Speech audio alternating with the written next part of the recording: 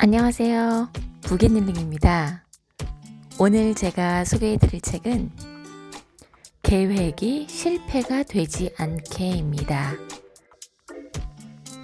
지은이, 이소연. 홍콩에 거주하며 미국계 스타트업에서 UX 디자이너로 일하고 있다. 소니, 야후 재팬 등에서 프로그래머부터 프로젝트 매니저, 디자이너로까지 커리어 번신을 거듭해왔다.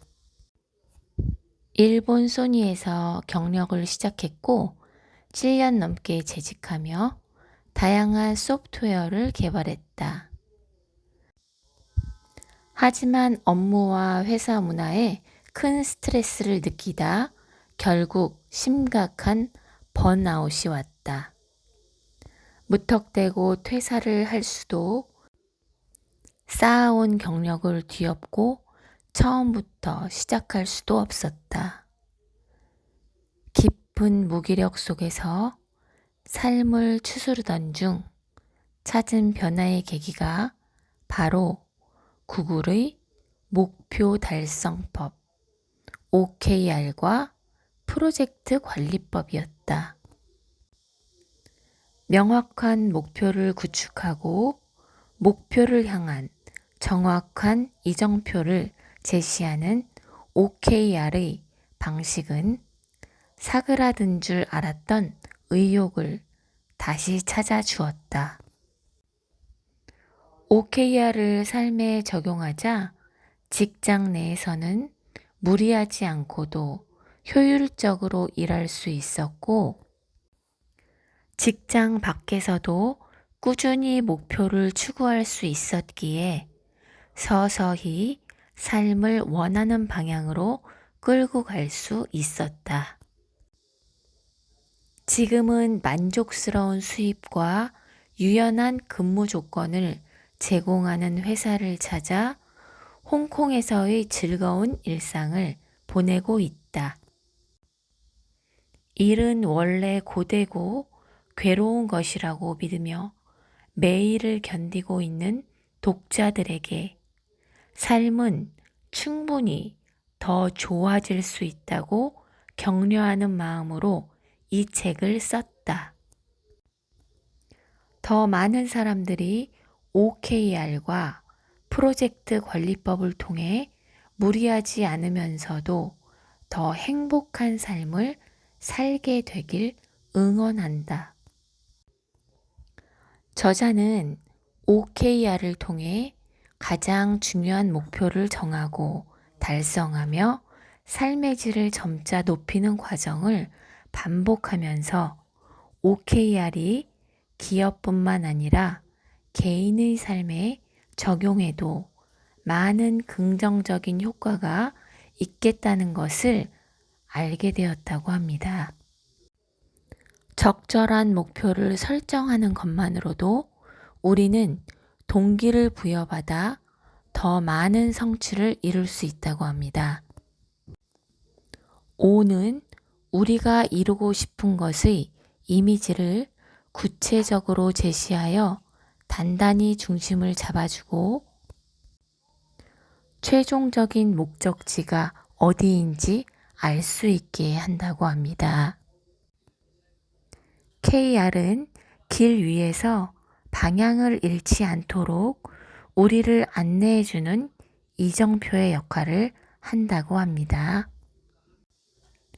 수많은 소음에 휘둘려 삶의 목적을 잃기 쉬운 현대인들에게 OKR은 정말 중요한 목표가 무엇인지 그리고 어떻게 그 목표에 도달할 것인지를 친절하게 알려주는 효과적인 도구라고 합니다. 이 책에서 저자는 OKR을 중심 내용으로 다루면서도 밀접한 분야의 다양하고도 실용적인 지식을 함께 담아 독자들이 OKR을 자신의 삶에 맞는 방향으로 적용하는 데 도움을 줄 수 있도록 했다고 합니다. 파트 1. 더욱 즐거운 삶을 위한 OKR. 내가 OKR과 프로젝트 관리법에 대해 알게 된 것은 커리어의 전환을 고민하면서부터였다. 성적에 맞춰 컴퓨터 공학을 전공하고 일본의 대기업에서 소프트웨어 엔지니어가 된 나는 수년을 일하고 나서도 이 일이 맞지 않다고 느꼈다. 커리어에 다른 가능성을 찾던 나는 당시 일본에서 수요가 늘고 있던 프로젝트 매니저의 길에도 호기심이 생겼다. 프로젝트 매니지먼트란 목표를 쪼개 팀원들에게 분담한 뒤 진척 상황을 확인하고 예상치 못한 문제가 발생하면 해결하는 일이었다. 이때 익힌 프로젝트 관리법에 대한 전문 지식은 일터뿐 아니라 내 일상에도 큰 변화를 가져다 주었다. OKR에 대해서 처음 알게 된 것은 2014년 봄 미국 브루클린에서였다. 당시 나는 UX 디자인에도 관심이 깊어 디자인을 배우고자 국내외를 가리지 않고 관련된 각종 모임을 적극적으로 찾아다녔다. 인터넷에서 도움이 될 만한 학회나 박람회의 정보를 찾고 있던 중 리디자인 콘퍼런스라는 UX 디자이너를 위한 이틀간의 프로그램이 눈에 띄었다. 나는 학구열에 불타올라 당시 살던 도쿄에서 비행기로 14시간이나 걸리는 뉴욕으로 향했다. 그 자리에 스피커로 초빙되었던 사람이 바로 구글이 목표를 달성하는 방식 OKR의 저자 크리스티나 워드케였다. 그는 마이스페이스와 진가 등의 실리콘밸리 기업을 거쳐 워드케 컨설팅을 설립해 수많은 스타트업을 키워낸 비즈니스 컨설턴트로 OKR이 어떻게 여러 기업에서 큰 성장 동력으로 작동했는지에 대해 적극적으로 증언했다. 인텔에서 고안하고 구글이 본격적으로 도입했던 목표 달성법. OKR의 개념은 꽤나 직관적이었다. O는 목표, objective를 뜻하고 KR은 key results, 핵심 결과를 말하는데 O가 좀 더 근본적이고 질적인 변화를 추구하는 궁극적인 꿈이라면 KR은 그 목표의 성공을 판정하기 위해 사용되는 수량화된 기준이다. 놀랍도록 간단한 개념이었지만 막상 그 자리에서 자신의 OKR을 설정해 보라고 하자 어떻게 해야 하는지 도저히 감이 잡히지 않았다. 때마침 옆자리에 앉아있던 참가자가 구글의 디자이너였고 그는 회사에서 OKR을 쓴다며 자연스럽게 자신의 O와 KR을 적어 보여주었다. 내 목표와 핵심 결과도 보여주자 그는 KR을 좀 더 야심차게 정해보라고 조언해 주기도 했다. 컨퍼런스가 끝나고 도쿄로 돌아온 이후에도 OKR은 오래도록 기억에 남았다.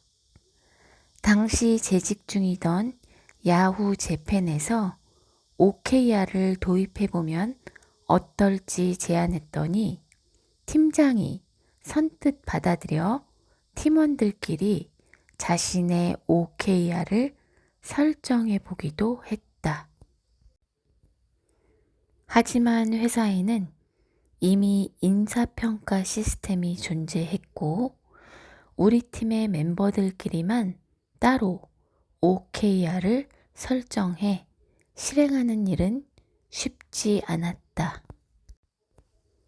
알고 보니 OKR, 전설적인 벤처 투자자가 구글에 전해준 성공 방식의 저자 존 도어 또한 OKR을 달성하려면 경영진의 열의가 가장 중요하다고 했을 정도로 회사에서 OKR을 도입하기 위해서는 경영진의 적극적인 지지가 필수적이었다. 회사에 OKR을 전파하는데 실패한 후 이번엔 나의 개인적인 목표를 달성하기 위해서 OKR을 사용해 보면 어떨까 하는 생각이 들었다.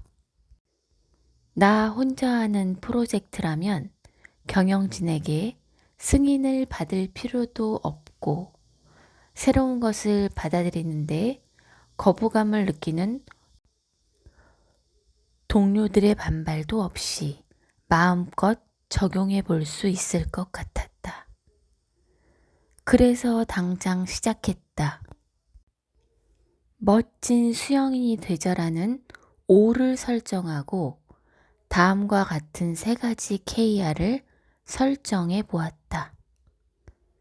KR1 자유형 500m 10분 안에 주파하기. KR2 접영 연습 50km.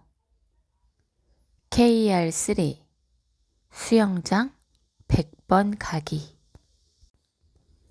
이전까지 나는 자유형은 곧잘 했지만 항상 느릿느릿해서 속도를 좀 더 높여보고 싶었고 접영은 연습량 자체가 적어 실력이 늘지 않았으므로 1년간 총 50km의 연습 거리를 확보해 보려 했다. 그리고 적어도 일주일에 2번 정도는 수영장에 가는 습관을 들이기 위해서 1년간 수영장에 100번 가는 것을 핵심 결과로 정했다. 그러고 나자 할 일이 명확해졌다. 자유형 기록을 정확하게 재기 위해서 수영 속도를 측정해주는 스마트워치를 구입했고 매번 수영을 마치고 나서는 데이터를 뚫어지게 바라보며 어떻게 속도를 개선할 수 있을지 고민했다. 또 1년에 접영을 50km나 연습해야 한다고 생각하니 수영장에 한번 갈 때마다 적어도 500m는 접영 연습을 하려고 시도하게 되었다. 그리고 1년에 100번 수영장에 간다는 목표를 지키기 위해서 매주 2번 이상 꼬박꼬박 수영장에 갔다. 아침에 일어나면 오늘은 수영을 더 잘해야지 라는 의욕이 솟았고 점점 수영 연습을 더 하고 싶어서 일주일에 2번이 아니라 4번씩 수영장으로 향했다. 결국 1년 후 핵심 결과 1번과 3번은 달성할 수 있었지만 2번의 접영 연습량은 너무 과도하게 설정했다는 걸 깨달았다.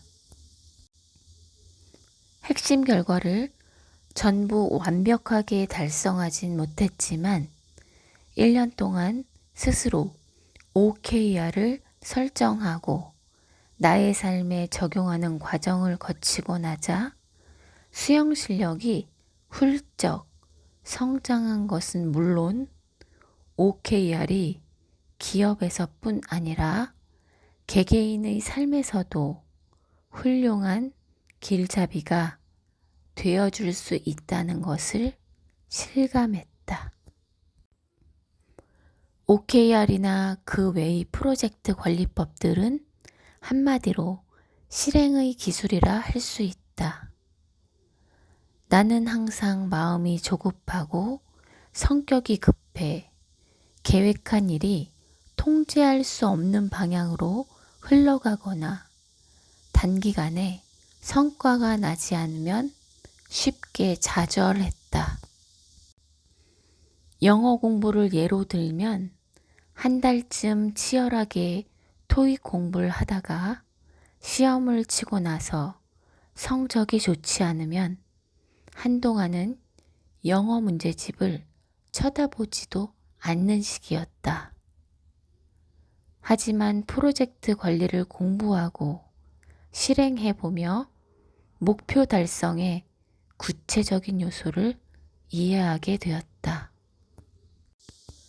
목표한 일을 달성하기 위해서는 성공이 무엇을 의미하는지에 대한 명확한 정의와 적절한 기간 설정, 세밀한 계획 수립, 또 꾸준하고 성실하게 나의 성장을 확인해 나가는 루틴의 구축이 단기간의 성과보다도 훨씬 더 중요하다. 이렇게 체계적으로 목표 달성을 관리하면 장기적으로 더 큰 성취를 이룰 수 있다는 것을 깨달았다. 프로젝트 매니저로 일하면서 배운 지식들을 내 일상에 적용하고 내가 좋아하고 잘할 수 있는 커리어를 꾸준히 추구한 결과 지금은 나의 적성에 딱 맞는 UX 디자이너이자 리서처로 재능을 발휘하며 즐겁게 일하고 있다. 고등학교 시절 이해가 되지 않는 문법을 억지로 암기하고 어렵게 꼬아놓은 수능 지문을 읽으면서 내가 가장 싫어하게 된 과목이었던 영어에도 다시 도전할 수 있었다. 꾸준히 장기간 영어 공부를 했더니 영어로 이력서를 쓰고 면접을 볼 수 있을 정도로 실력이 늘었고 그러자 일본을 벗어나 홍콩의 외국계 기업으로 이직할 수 있는 기회가 생겼다. 나는 지금도 일상적으로 운동을 하고 중국어 공부를 하고 글쓰기나 그림 그리기와 같은 창작 활동을 활발하게 하고 있다. 만일 프로젝트 관리와 OKR에 대해서 알지 못했다면 이 모든 일을 지속할 동기를 유지하기 힘들었을 것이다. 저자는 에필로그에서 이렇게 얘기하고 있습니다. 지금까지 남들의 목소리에만 이끌려 살아왔다면 나의 사명과 목표가 무엇인지 아무리 생각해도 답이 나오지 않을 수 있다. 하지만 조급한 마음을 버리고 천천히 생각해보자. 일단 나 자신에 대해서 더 잘 알아봤으면 좋겠다. 나는 무엇을 할 때 즐겁고 행복한가? 무엇을 할 때 괴롭고 불행한가? 인생의 마지막 순간에 후회가 없으려면 어떻게 살아야 할까? 이 질문에 대한 답이 보인다면 나 자신에게 즐겁고 행복한 방향으로 인생을 살아가 보자. 극단적인 사고를 하는 사람은 돈을 벌기 위해서 해야 하는 일과 내가 좋아하는 일은 절대적으로 상반된 것이라고 생각하기도 한다. 예를 들어 회사에 나가 서류 작업을 하고 상사의 잔소리를 듣는 것은 죽기보다 싫지만 돈을 벌기 위해서 어쩔 수 없이 해야 하는 일이며 홍대 앞에서 버스킹을 하는 것은 돈은 되지 않아도 무엇보다 신나고 즐겁다는 식이다. 고통스러운 입시 공부로 배움의 포문을 연 많은 한국인들은 성적의 압박에 시달리다 보니 그 즐거움을 느낄 여유가 없어 이런 사고방식에 많이들 젖어들어 있다. 영어 문법만 달달 외우는 시험 공부를 하다 보면 영어가 왜 즐거운지 이해하기 힘들지만 영어를 잘하게 되면 외국인 친구들도 사귈 수 있고 미국 드라마도 더 재미있게 볼 수 있으며 해외 취업의 길도 열리게 된다. 이렇게 세상에는 즐거움을 주면서도 실생활에서 돈을 벌게 해주는 스킬이나 직업이 많고도 많다. 어떤 일을 잘하게 되면 돈과 자아 효능감은 저절로 따라온다. 월급이란 원래 고통을 인내한 대가라며 평생 합리화하며 살아간다면 이렇게 실력과 뿌듯함 또 그 보상이 선순환을 일으키며 점점 커져가는 경험은 절대로 할 수 없게 된다. 커리어에서 돈과 즐거움은 둘 다 중요한 것이며 무엇 하나도 버릴 필요가 없다. 하고 싶은 일을 찾고 목표를 세워서 그것을 달성하는 성공 경험을 반복하다 보면 점점 자신의 능력을 체감하게 되고 그 자신감을 토대로 다음번에는 더 큰 일을 해낼 수 있다. 실패를 했더라도 그 경험에서 무언가를 배웠다면 그것은 훌륭한 자산이 된다. 자기 자신을 대상으로 실험을 반복하며 매번 열정을 쏟아 무언가에 세게 부딪혀 확고한 진보를 이끌어낸 경험을 하고 나면 그 후에 다시 퇴보되는 일은 거의 없다. 무언가를 정말로 잘하고 싶다는 강렬한 욕구가 있다면 이 책에서 소개한 많은 내용이 도움이 될 수 있을 것이라고 믿는다. 닥치는 대로 하는 노력이 아닌 타깃을 정확하게 노린 효율적인 노력으로 독자들이 원하는 곳으로 향하기를 바란다. 나는 여러분이 원하는 인생을 살 효율적인 노력을 이끌 방법으로 OKR을 제시했다. 어떤 방법론도 마법의 지팡이는 아니라고 이미 말했다. 하지만 목표를 이루기 위해 OKR을 성실하게 적용하고 피드백 루프를 만들어낸다면 그때그때 겪는 실패마저 결국 성공으로 가는 디딤돌이자 과정이 될 것이다. OKR은 바로 그 과정에 최적화되어 있는 방법론이다. OKR은 흔히 구글의 성공 방정식이라 불리기도 한다.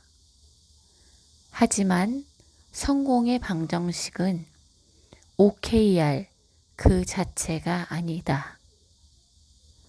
뚜렷한 목표와 구체적인 계획을 세우고 꾸준한 실천을 장기간에 걸쳐 쌓아 나가는 것이 진정한 성공의 방정식이다. 성공은 괄호 열고 뚜렷한 목표 더하기 효율적 계획 더하기 습관의 정착 괄호 닫고 곱하기 시간에 의한 복리 효과인 것이다. 피상적인 기법이나 공식에 휘둘리지 않고 성실함과 꾸준함을 지켜내기 위해서는 나의 내면의 소리에 집중해야 한다. 한때 알고 지냈던 사람이 별똥별과 소원에 대한 이야기를 들려준 적이 있었다. 별똥별이 떨어질 때 소원을 빌면 이루어진다고들 하는데 그 이유는 무엇일까? 그것은 별똥별에 슈퍼파워가 있기 때문이 아니었다. 별똥별이 떨어지는 그 짧은 찰나에 떠올릴 수 있을 정도로 강렬하게 마음에 새긴 무언가라면 자신의 의지만으로도 충분히 실현시킬 수 있기 때문이라는 이야기였다. 평소에 자신이 뭘 원하지도 모르는 사람이라면 별똥별이 떨어지는 그 짧은 순간을 놓치고 말 것이다. 아주 오래전 한 번 들었을 뿐인데 이 이야기는 내게 깊이 각인되었다. 어쩌면 그래서 인생을 바꾸고 원하는 것을 이루는 일이 내 힘에 달려 있다고 더 굳게 믿게 되었는지도 모르겠다. 그렇게 내 손으로 개척해온 현재의 삶이 나는 꽤나 마음에 든다. 앞으로의 인생에도 좋아하는 일을 하면서 보내는 즐거운 시간이 기다리고 있을 것이라고 믿는다. 여러분도 별똥별이 떨어지는 그 짧은 순간에 떠올려서 외칠 수 있는 강렬한 소원을 하나씩 마음에 품고 살아가기를 바란다. 반드시 결과를 내는 탁월한 실행의 기술, 계획이 실패가 되지 않게 이 책이 여러분의 목표 달성을 위한 트리거가 되기를 바라면서 저도 여기서 인사드리겠습니다. 오늘도 함께 해주셔서 정말 감사합니다.